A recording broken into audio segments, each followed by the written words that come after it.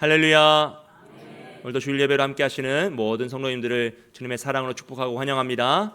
잘 오셨습니다. 오늘은 디모데전서 2장 1절에서 7절 말씀을 통해 나라와 민족을 넘어 세계와 열방으로 라는 제목으로 함께 말씀의 은혜를 나누기 원합니다. 사랑하는 여러분, 오늘 우리 주변을 돌아보고 이 세상을 돌아보면 참 혼란스럽습니다. 전 세계 전체적으로 관세 전쟁이라는 이름 아래 국제 정세는 어지럽고 나라와 나라 간의 전쟁은 끝이 나지 않습니다. 정치적으로, 경제적으로, 사회적으로도 참 어려운 시국이 맞습니다. 전쟁도 그렇고 분쟁도 끝이 없습니다. 또 기근과 전염병들, 자연재해는 우리의 상상을 초월하고 우리의 한계를 뛰어넘는 것들이 너무나 많이 있습니다. 그리고 무엇보다 영적인 침체, 영적인 어두움이 온 세계를 덮고 있는 것이, 이 현실이 너무나 우리를 힘들게 하고 있는 것이죠. 우리나라도 마찬가지입니다, 여러분. 우리나라 안에도 세대 간의 갈등들이요, 젠더 문제, 또 이념 문제, 또 빈부격차의 문제 등 이런 문제들은 끝없이 사회를 분열시키고 어렵게만 하고 있습니다. 이런 혼란스러운 상황 속에서 우리가 한 가지 꼭 해야 할 중요한 질문이 있는데요. 그것은 바로 이 세상 속에서 성도인 나는 무엇을 해야 할 것인가? 라는 질문입니다. 하나님께서 오늘 우리를 이 땅에 태어나게 하시고 살아가게 하시고 이 시대 속에서 하나님을 믿는 믿음을 주셔서 주의 백성을 만들어 주셨다면 오늘 나는 이 시대 속에서 이 세상을 바라보며 무엇을 해야 할 것인가? 라는 질문을 해야 하는 것이죠. 그리고 오늘 우리가 읽은 이 디모데전서의 말씀은 그 질문에 명확한 답을 주고 있습니다. 여러분, 하나님은 우리를 향하여서 나라와 민족을 위하여 기도하라 라고 명하고 계세요. 그리고 더 나아가서 세상과 열방을 위하여 기도하라 라고 명령하고 계십니다. 하지만 오늘은 이 기도의 명령에 대해서 함께 묵상하는 것이 아니라 우리가 왜 기도해야 하는지, 그 기도의 본질에 관해서 함께 살펴보고자 합니다. 왜냐하면 기도는 단순히 개인적인 신앙생활의 도구나 나의 필요를 간구하는 것이 아니라 더 나아가서 하나님의 구원과 복음의 확장을 동참하는 밀접한 사역이기 때문이죠. 그래서 오늘은 말씀을 통하여서 우리가 왜 기도해야 하는가라는 것을 세 가지로 함께 살펴보고자 하는데요. 첫째로는 나를 위하여 기도해야 합니다. 여러분, 오늘 1절 말씀을 다 함께 읽어보겠습니다. 시작. 그러므로 내가 첫째로 권하노니 모든 사람을 위하여 간구와 기도와 도고와 감사를 하되. 아멘. 여기서 모든 사람은요, 여러분, 단순히 숫자적으로 전 인류를 뜻하는 것은 아닙니다. 여기서 모든 계층과 유형의 사람들을 의미하는 것이에요. 그래서 유대인뿐만 아니라 이방인들도, 왕이나 높은 위정자들뿐만 아니라 종이나 낮은 신분의 사람들도, 남자나 여자도, 자유인이나 매인자나 누구든지 다 포함되는 그 보편성을 의미합니다. 왜냐하면 이후에 나오는 구원의 영역에서 이 보편적인 하나님의 구원의 역사가 뜻하는 것을 나타내기 때문이죠. 바울은 첫째로 이 모든 사람을 위하여서 기도하라라고 하고 있어요. 왜냐하면 모든 사역의 시작은 기도이기 때문입니다. 사랑하는 여러분, 가장 우선시해야 될 것은 기도인 줄 믿습니다. 우리가 사역을 하고 무엇인가 일을 행하기 전에 먼저 해야 될 것은 주님 앞에서 기도하는 것이에요. 그렇기 때문에 우리가 전교인 수련을 뭐로 준비해야 됩니까? 할렐루야. 갑자기 외로울 뻔했어요. 기도로 준비해야 돼요. 여러분, 이번 주 금요일 날, 또 다음 주 금요일 날 나오셔서 기도로 준비하시길 축복합니다. 그리고 바울은 이 사람들을 위해서 기도하는 것뿐만 아니라 더 나아가서 간구와 기도와 도고와 감사를 하라라고 하고 있습니다. 이것은 개인적인 필요를 위한 기도, 간구를 뛰어넘어서 더 많은 사람들을 위하여서 나라와 민족과 세계와 열방으로 그 기도의 영역을 넓히고 기도의 깊이를 깊게 하라라는 것을 의미해요. 나의 간구라는 그 기도의 제목을 넘어서 더 넓은 세계, 더 많은 이들을 위해서 우리가 함께 기도하고 도구하고 감사하며 하나님께 나아가야 한다라는 그 확장을 의미하는 것이죠. 그래서 2절과 3절 말씀을 보시면 임금들과 높은 지위에 있는 모든 사람을 위하여 하라라고 있어요. 누구를 위해서랍니까? 나라의 위정자들을 위하여서, 그 나라를 운영하는 자들을 위하여서 기도하라고 하면서 그 기도의 영역을 확장하는 것이죠. 이는 우리가 모든 경건과 단정함으로 고요하고 평안한 생활을 하려 함이라. 이것이 우리 구주 하나님 앞에서 선하고 받으실 만하다라고 말씀하고 있습니다. 그런데 중요한 것은 이 디모데전서 서신서를 받는 자들이죠. 우선 디모데는 유대인입니다. 물론 아버지는 헬라인이었지만 그는 유대인이었어요. 그리고 그가 섬기는 에베소 교회에도 수많은 유대인들이 있었어요. 그리고 유대는 지금 로마의 속국으로 있는 상황입니다. 그러니까 자주 국가의 성도들에게 너희 나라의 위정자들을 위해서 기도하라라는 것이 아니라 지금 로마의 지배를 받고 있는 유대인들에게도 이 말을 하고 있는 것이죠. 여러분, 이것이 말로는 참 쉬운데 우리의 마음으로는 참 어렵다는 걸 아시잖아요. 우리가 나라와 민족을 위해서 기도해야 된다라고 하는 거 너무나 당연한 것이죠. 왜요? 우리 나라니까요. 우리 국민이고 우리 주권이니까 기도해야 되겠죠. 하지만 우리가 일제의 지배를 받고 있는데 일본을 위해서 기도해야 된다라고, 천황을 위해서 기도해야 된다라고 하면 우리의 마음이 갑자기 어려워지는 거죠. 이거 굉장히 사실 어려운 일입니다. 당시 바울이 이야기할 때 그 지배하던 로마의 황제를 위하여서, 그 권세자들을 위해서 기도하라라는 것은 정말로 쉽지 않은 일이었어요. 그런데 심지어 그것이 하나님 앞에서 선하고 하나님이 받으실 만하다, 하나님 기뻐하시는 일이다라고 말하고 있으니 그 말씀을 받는 자들은 참 어렵다라는 것이죠.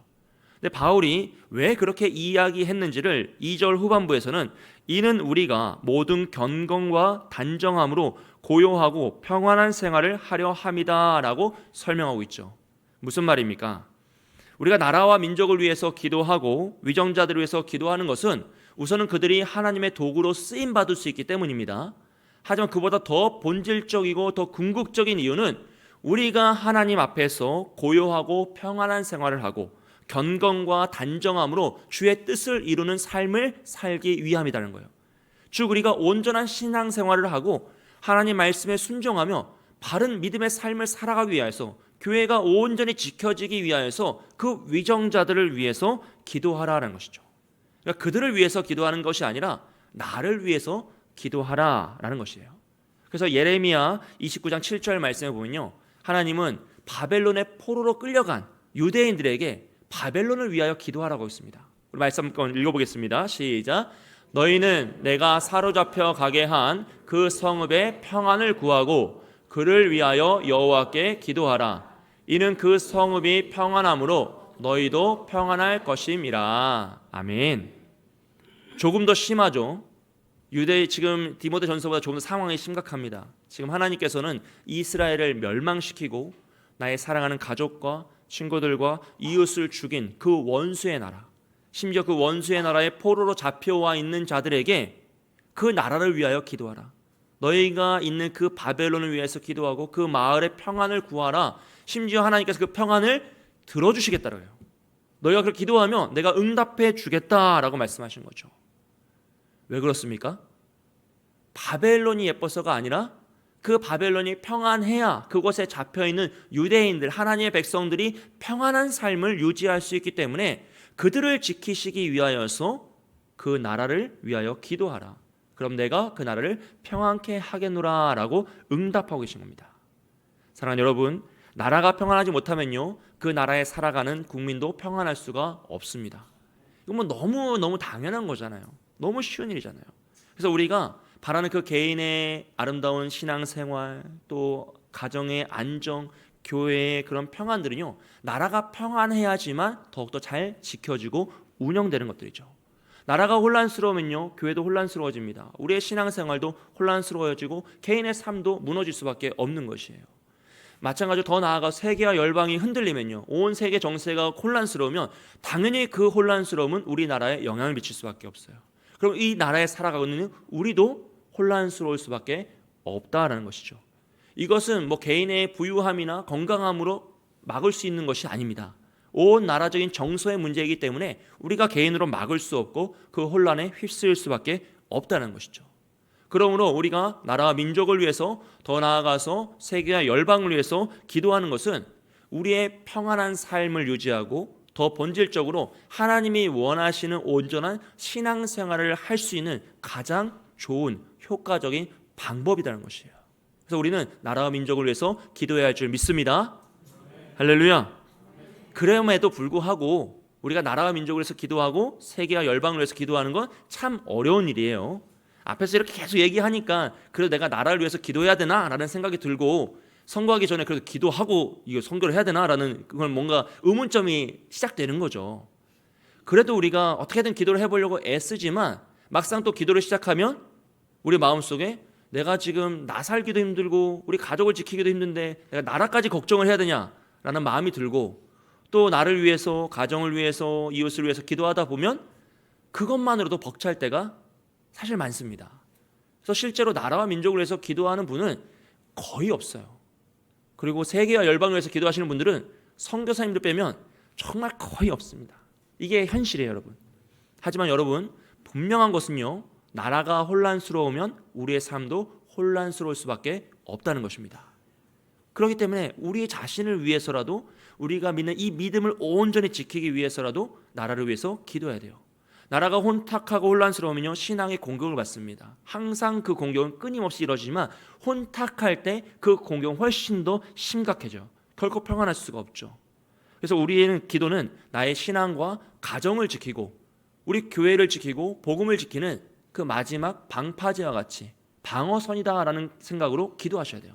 우리의 기도가 멈추면 이 나라에서 믿음을 지키고 가정을 지키고 교회를 지키는 방어선이 사라지는 거죠.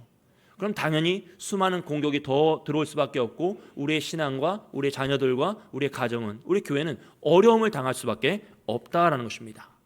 그러므로 우리는 우리 교회를 지키기 위해서라도, 우리 가정을 지키고 우리 다음 세를 지키기 위해서라도 나라와 민족을 위해 더욱더 힘써 기도해야 할 줄 믿습니다. 저는 이 동일한 원리로 제가 청년들을 신방하고 상담할 때, 특히 직장 생활에서 어려움을 당하는 그 청년들을 상담할 때 늘 그 직장의 평안을 위하여서 기도하라라고 권면을 해요. 왜냐하면 우리가 다 알고 경험했다시피 모든 직장에는 누가 있습니까? 또라이가 있잖아요. 누구나 다 있어요. 다 아시는 그거예요. 만약에 없다라고 하면 내가 그일 확률이 굉장히 높은 거죠. 결국 있어요. 결국 있는데 우리가 왜 그 직장의 평안을 위해서 기도해야 되냐면, 그 직장이 평안하면 그들의 그 모난 기질이 뾰족하게 표출되는 것보다 좋게 넘어갈 확률이 높다라는 것이죠. 왜요? 다 좋으니까. 다 즐겁고 행복하게 생활하다 보면 약간 모난 기질이 있는 사람들도 그 기질을 발현하지 않고 넘어갈 확률이 매우 높다는 거예요. 하지만 직장이 평안하지 않고 잘 운영되지 않으면요, 모두가 예민해집니다. 그러면 평상시 그러지 않던 사람도 그 모난 기질이 발현될 수밖에 없다라는 거죠. 그래서 직장을 위해서 늘 평안을 위해서 기도하고 직장이 잘 되기 위해서 기도하라고 권면을 했어요. 나라도 마찬가지인 거고요. 여러분, 가정도 마찬가지죠. 가와 만사성이요. 가정이 잘 지켜져야 우리가 맡은 책임을 다해갈 수 있습니다. 당연한 것 아니겠습니까? 가정에서 늘 분쟁이 있고 어려움이 있으면 우리가 어떻게 마음을 편안하게 먹고 사회생활을 하고 우리의 일상을 살아갈 수 있겠습니까? 저 역시도 가정이 평안하기 때문에 제가 힘써 사역할 수 있는 것이고 사역에 몰입하면서 나아갈 수 있는 것이죠. 모두가 마찬가지입니다. 저는 이 가정에 대해서 생각할 때 이 등가 교환이라는 말을 좋아하거든요. 이건 신앙적인 말은 아니고요. 그냥 우리의 이치를 깨달음으로써 마음을 잘 다스리기 위한 방법이에요. 그러니까 등가 교환이라는 거예요.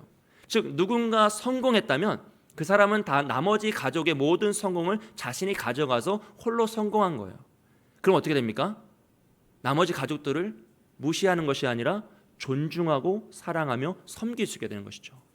남편이 성공했다면 그는 부인의 성공을 자신이 가져가서 성공한 거예요.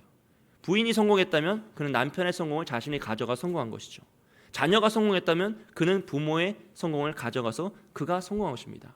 그러니 교만할 수 없고 어떻게 합니까? 더 낮은 자세로 섬기고 감사함으로 나를 위해 헌신해준 가족을 돌보며 함께 화목하며 나아갈 수 있다는 것이죠. 뭐 신앙적으로 보는 건 아니고요. 그냥 이치로 그렇게 생각하면 교만하지 않고 사랑으로 섬길 수 있노라라는 것을 의미하는 것이죠. 사랑하는 여러분, 우리 나라와 민족의 평안을 위해 기도하시길 축복합니다. 나라가 평안해야 됩니다. 우리나라에 우리가 뉴스를 틀 때마다 또 인터넷으로 신문으로 소식을 접할 때마다 각종 범죄율이 점점 올라가고 마약 문제가 심각해지고 성범죄, 청소년들의 자살률이 계속 올라간다는 소식만 들린다고 생각해 보세요. 얼마나 피곤합니까? 너무 끔찍하잖아요. 그냥 그 소식을 접하는 것만으로도 우린 피곤함에 들게 되고 스트레스를 받을 수밖에 없다는 것이에요. 나라가 평안한 것은 너무나 중요한 것이에요. 그런 일들이 없도록 점점 줄어들도록 우린 기도해야 돼요. 그래서 우리가 이제 새 정부가 들어섰는데 여러분, 새 정부의 그 운영을 위해서 기도하시길 축복합니다. 새로운 대통령과 그 정부들이 정말로 모든 관료들이 정말 힘을 모아서 나라를 하나 되게 만들고 이런 어려움들을 하루속히 극복하여서 우리가 들리는 소식이 평안의 소식, 기쁨의 소식이요. 정말로 우리나라가 점점 잘 되고 있구나, 하나 되고 있구나, 정말 멋지게 성장하고 있구나라는 것을 접한다면 우리가 나라 일을 잘 모르더라도 얼마나 마음이 평안하고 기쁘겠냐는 것이죠. 그래서 우리는 나라와 민족을 위해서 기도해야만 하는 것입니다. 할렐루야. 더 나아가서 세상과 열방을 위해서 기도하시길 축복합니다. 여러분, 아직도 전쟁 중인 나라가 있어요. 얼마나 끔찍합니까? 언제 시작했는지도 까먹을 만큼 너무 오랜 시간이 돼버렸어요. 시작할 때만 해도 금방 끝나겠지라고 생각했는데 아직도 전쟁 중. 그 나라에 사는 국민들은 얼마나 힘들겠습니까? 그들을 긍휼한 마음으로 품으시고 전쟁이 끝나기를, 세상과 열방 가운데 정말 이 악한 무리들이 무너질 수 있도록 주님 참된 회복이 다가올 수 있도록 기도를 하셔야 되는 거죠. 그러니까 우리가 하나님을 위하여서 더 허락하신 이 평안을 생각해 보세요. 우리가 왜 오늘 이 시대에 이 자리에 있을까? 왜 이렇게 평안한 시대에 태어나서 이렇게 평화를 누리고 있을까라고 생각하면 우리는 감사밖에 할 것이 없어요. 너무너무 감사한 제목이 많죠. 그리고 더 나아가서 이 감사로 기도하게 하신 주님, 믿음을 주셔서 주의 백성 만들어주신 주님께 더 감사의 기도를 올려드리고 우리 나라와 민족과 세계와 열방을 위해 더 기도하는 것입니다. 주님, 이 평안이 모두에게 임하길 소원합니다. 이 복음의 역사가 모두에게 임하길 소원합니다 라면서 열방을 위해 기도하시는 저와 여러분이 되시길 주님의 이름으로 축복드립니다. 두 번째로 우리가 기도해야 되는 이유는 주를 위하여 기도해야 됩니다. 디모데전서 2장 4절 말씀 함께 읽겠습니다. 시작. 하나님은 모든 사람이 구원을 받으며 진리를 아는 데에 이르기를 원하시느니라. 아멘. 여기서 말씀드렸던 이 모든 사람도 앞서 말씀 살펴보았던 것처럼 전 인류를 이야기하는 건 아니에요. 보편 구원론을 이야기하는 건 아닙니다. 이것은 하나님이 택하시고 부르신 모든 계층의 사람들, 모든 유형의 사람들을 이야기해요.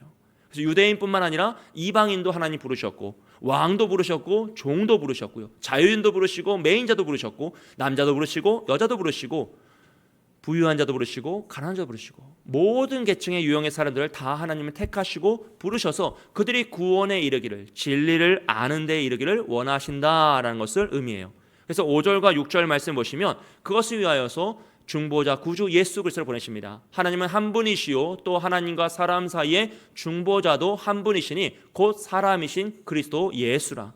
이 중보자 예수 그리스도를 믿으면 어떻게 됩니까? 다 구원에 이르는 거죠. 왜냐하면 그가 모든 사람을 위하여 자기를 대속물로 주셨으니 기약에 이르러 주신 증거니라 라고 했어요. 즉 예수 그리스도를 믿는 자는 누구든지 구원에 이를 수 있다. 그가 왕일지라도, 그가 종일지라도, 그가 유대인일지라도, 그가 이방인일지라도 모든 사람은 오직 믿음으로 구원에 이를 수 있다라는 것을 의미하는 것이죠. 여러분, 하나님이 원하시는 것은 이 세상의 심판과 멸망이 아니라 회복과 구원인 줄 믿습니다. 그래서 하나님은 오늘도 모든 사람이 구원에 이르고 이 진리를 아는 데 이르기를 원하고 계세요. 그걸 너무나 간절히 원하고 계세요. 우리는 그 하나님의 마음을 이해할 때 비로소 이 세상과 열방을 위해서 기도할 수 있습니다. 이 하나님의 영역을 떠나 있는 사람들을 위하여서 기도하고 복음을 떠나 있는 자들을 위하여 안타까운 마음을 품고 함께 기도할 수 있어요. 그래서 기도라는 것은 나의 단순한 신앙의 과정 속에 필요한 도구, 아니면 나의 필요를 채우기 위한 방법이 아니라 하나님의 구원의 역사에 동참하는 순종의 역사이고, 하나님의 구원이 확장되고 그 복음의 능력이 나타나게 하는 하나님의 능력의 도구가 되는 것입니다. 그래서 우리는 힘써 기도해야 되는 것이에요. 왜냐하면 하나님이 그 일을 이루고 원하시기 때문이죠. 여러분, 오늘 이 시대는 그 어느 때보다도 복음이 공격을 당하고 있는 시대예요. 방해를 받고 있는 시대이죠. 그 세력들이 너무나 가득합니다. 정치, 경제, 사회, 문화, 이념, 심지어 교육과 의료까지도 복음을 공격하고 있어요. 여러분, 한번 생각해 보십시오. 과연 어느 영역에서 복음의 확장을 돕고 있습니까? 교회와 복음의 확장을 돕는 영역이 사회 어느 영역에 있죠? 그 어느 영역도 이제는 없습니다. 예전에는 교육이 그 영역에 함께 동참했어요. 왜냐하면 선교사님들이 학교를 세우시고 교회가 학교를 많이 세웠기 때문입니다. 하지만 이 교육도 이제는 인본주의로 가득 찼기 때문에 복음을 오히려 방해하고 거부하는 세대가 되었죠.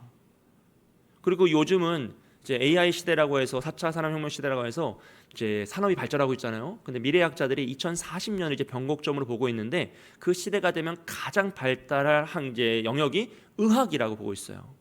이 AI나 자율주의 그런 모든 이제 학문들이 발달해서 증폭하는데 그 의학적으로 인간에게 가장 큰 영향을 끼칠 것이다 라고 보는데, 왜냐하면 인공 신장, 인공 심장, 인공 관절들 모든 우리 몸에 있는 신체가 인공으로 바뀔 수 있다는 거죠.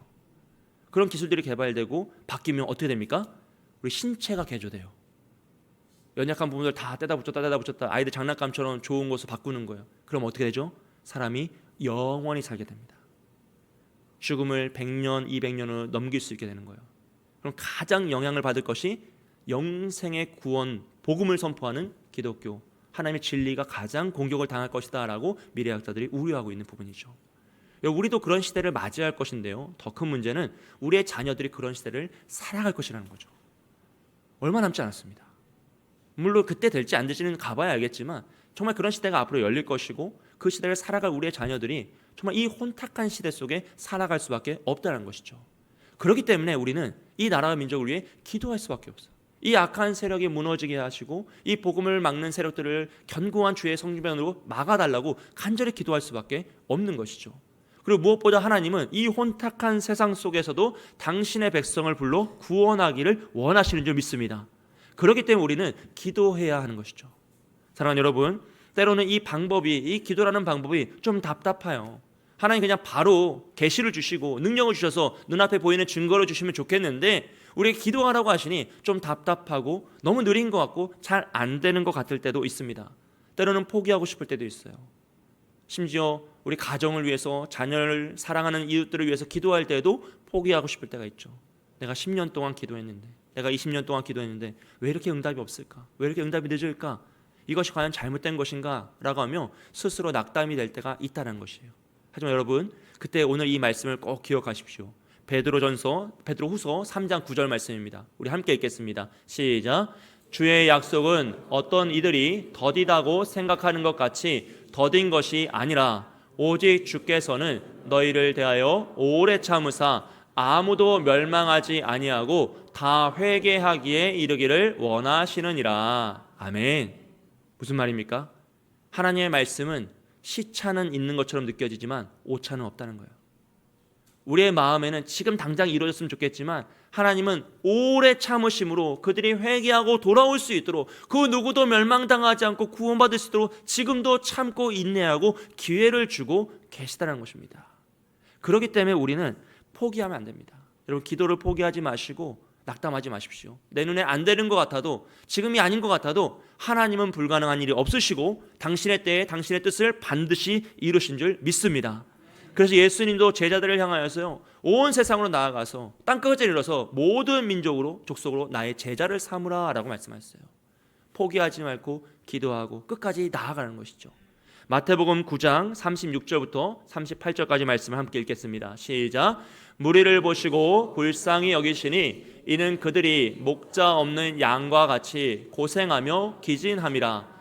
이에 제자들에게 이르시되 추수할 것은 많되 일꾼이 적으니 그러므로 추수하는 주인에게 청하여 추수할 일꾼들을 보내주소서 하라 하시니라. 아멘. 여러분, 우리가 우리의 눈으로 이 세상을 바라보면요, 참 혼탁해요. 문제가 너무 많은 것 같아요. 답이 없는 것 같습니다.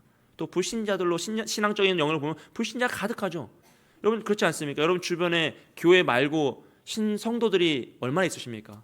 직장에 나아가봐도 그렇고, 특히 우리 청년들 학교에 가보면요, 요즘 캠퍼스 복음화율이 1%에 3% 봅니다.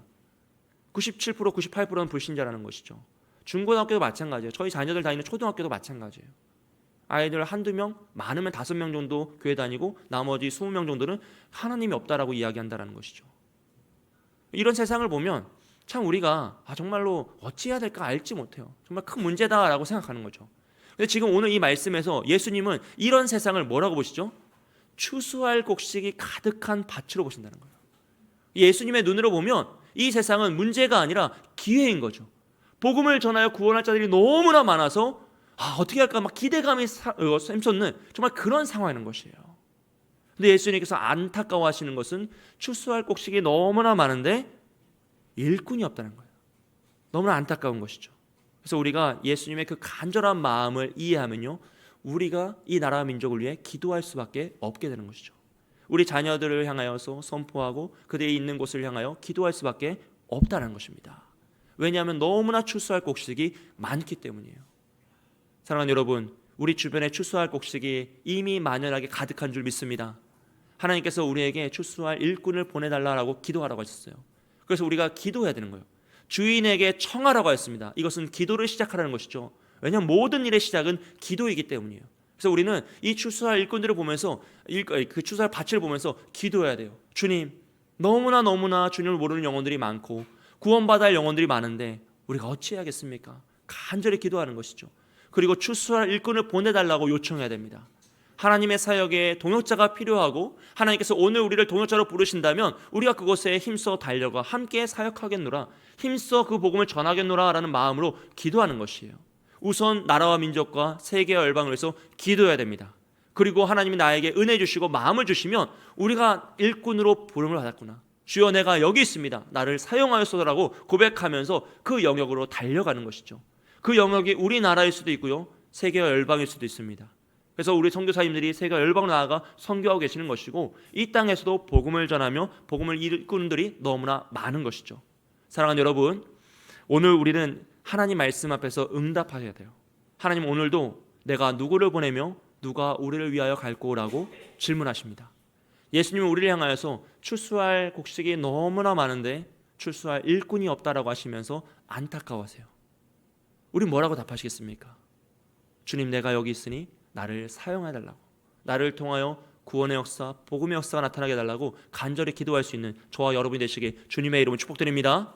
그 예수 그리스도의 간절한 마음, 하나님의 그 간절한 마음을 품고 나라와 민족을 위해, 세계와 열방을 위해 기도하시는 저와 여러분이 되시길 축복합니다. 마지막으로는요, 우리를 위하여 기도해야 합니다. 여러분 7절 말씀을 다 함께 읽겠습니다. 시작. 이를 위하여 내가 전파하는 자와 사도로 세움을 입은 것은 참말이요 거짓말이 아니니 믿음과 진리 안에서 내가 이방인의 스승이 되었노라. 아멘. 바울은 자신이 하나님의 복음의 확장, 전파를 위하여 사도로 부르심을 받았다라 그래요. 특별히 이방인의 스승으로 자신이 세움을 받았고 부르심을 받았다라고 고백합니다. 그리고 이 고백처럼 바울은 온 마음과 정성을 다해 복음을 전하죠. 자신의 목숨을 아끼지 않고 모든 고난을 이겨내며 복음을 전했습니다. 덕분에 복음은 예루살렘을 넘어서 온 유대와 사마리아와 땅끝까지로 복음이 전해졌고 그 이후에도 수많은 기도와 헌신자들을 통하여서 목숨을 걸고 복음을 전했던 그 복음 전도자를 통하여서 오늘 우리에게까지 복음이 전해져서 우린 복음을 받아 구원받은 하나님 백성이 된 줄 믿습니다. 우리나라에 복음이 들어오는 과정을 다 아시잖아요. 1866년에 토마스 선교사님이 그 배가 불타는 와중에 성경책을 던지셨어요. 대동강변에 성경책을 던지셔서 그 성경책, 종이가 귀하던 시절이라 그걸로 도배를 했던 자를 통하여 구원의 역사가 일어나고 복음의 역사가 일어나요. 언더우드 선교사님이나 그 아펜젤러 선교사님을 통해서 수많은 선교사님들이 목숨을 걸고 우리나라에 왔고 그 수많은 교회들이 기도하고 기도하여 그들을 파송하였습니다. 그리고 그들의 헌신과 수고, 기도의 열매가 바로 오늘 한국 교회인 것이죠. 그렇기 때문에 우린 복음의 빚진 자들이에요, 여러분. 한국에서 복음을 만든 적이 없어요. 누군가 다 우리에게 전해주어서 우리가 그것을 받았고 그 복음으로 말미암아 구원받은 백성이 되었습니다. 그렇기 때문에 우린 빚진 자로서 이 복음을 또 다른 이에게 전해야 되고 그 전하는 선교사님들을 도우며 함께 기도해야 할 사명, 책임이 있는 것이죠. 할렐루야. 여러분, 우리에겐 다 그 책임이 있는 것입니다. 그렇기 때문에 복음은 나만의 것으로 간직하셔서는 안 돼요. 다른 말로 나 혼자 구원받은 것으로 만족하면 안 돼요. 복음이 전해지는 방법은 아주 간단합니다. 먼저 받은 자가 아직 받지 못한 자에게 전달해 주는 거예요. 어려운 게 아니에요. 내가 받은 예수 그리스도의 복음을 내가 아직 예수를 알지 못하는 이들에게 전달해 주는 것이죠. 복음은 늘 그런 방식으로 전달되었고 오늘도 그 방식을 통하여 역사하고 있습니다. 그래서 우리는 먼저 기도해야 돼요. 여러분 힘써 기도하십시오. 그러면 우리가 알지 못하는 방법을 통하여서 하나님께서 그 복음이 전달되어서 우리 가족에게 전달되게 하실 줄 믿습니다. 여러분 우리가 가족을 위해 기도하잖아요. 가족 구원에 얼마나 애타게 기도합니까? 그런데 꼭 내가 그 자녀들에게, 가족에게 복음을 전할 통로가 아닐 수 있다는 것을 기억하셔야 돼요. 나를 통해서만 전달되는 것이 아니에요. 내가 힘써 기도하면 이 땅에, 이 나라 민족에 전도자들이 일어나서, 정말 불붙은 전도자들이 일어나서 그들을 통하여 나의 가족에게 복음이 전해질 수 있다는 것이죠. 그런 전도자들이 온 세계와 열방으로 나아가서 지금 전도를 하고 있지 않습니까? 우리도 얼마나 많은 선교사님들을 후원하고 있습니까? 파송했습니까? 그 선교사님들이 목숨을 걸고 나아가 전도하는 거잖아요. 왜요? 그 땅에서 누군가 기도하는 이들이 있었기 때문인 거죠. 누군가 기도하는 그 세계와 열방을 향한 기도가 쌓이고 쌓여서 하나님께서 한 사람을 사용하시고 한 교회를 사용하시고 한 민족을 사용하셔서 복음의 역사가 확장되게 하시고 한 영혼들에게 복음이 전해지게 한다는 거예요. 사랑하는 여러분, 힘써 기도하세요. 그러면 하나님의 그 신묘막측한 우리가 알 수 없는 방법을 통하여서 우리가 간절히 기도하고 있는 우리 자녀들에게, 우리 가정에 하나님의 복음의 역사가 임할 줄 믿습니다. 내가 아니더라도 하나님께서는 수많은 방법을 통하여 복음을 전할 수 있는 분이십니다. 그러므로 우리가 기도한다는 것은요, 단순히 애국심으로 이 나라 민족에서 기도하는 것이 아니라 정말로 하나님의 구원의 역사에 동참하는 것이고 하나님의 뜻이 하늘에서 이루어지듯이 이 땅에 이루어지게 하는 능력이 되는 것입니다. 여러분 힘써 기도하시길 축복합니다. 나라와 민족과 세계와 열방을 위해서 기도하십시오. 그 기도는 나를 위한 기도이고요, 주를 위한 기도이고 우리를 위한 기도입니다.